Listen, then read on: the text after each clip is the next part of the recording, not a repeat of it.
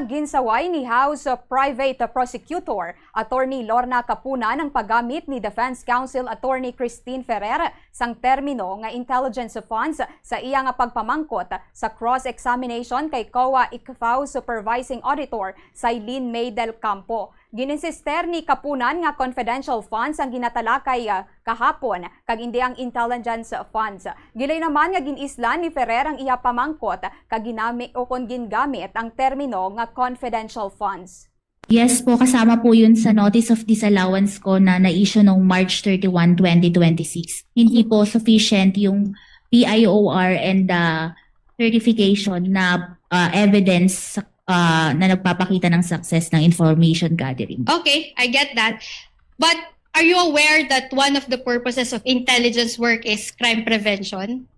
Your Honor, please, may we know where this is leading? Because we are not talking about intelligence funds. We're talking about Confidential fund. Confidential funds. Question, Your Honor.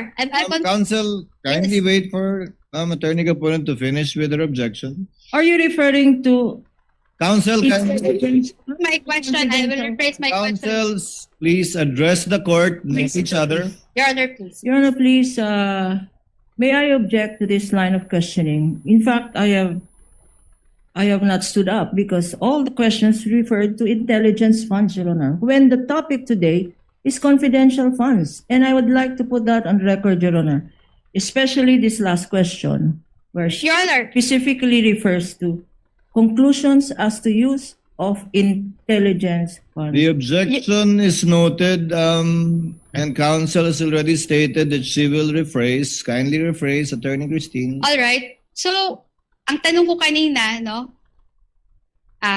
Sabi nyo nga, no? Dinisallow nyo yung rewards kasi nga walang evidence of success ng information gathering. Tama ho?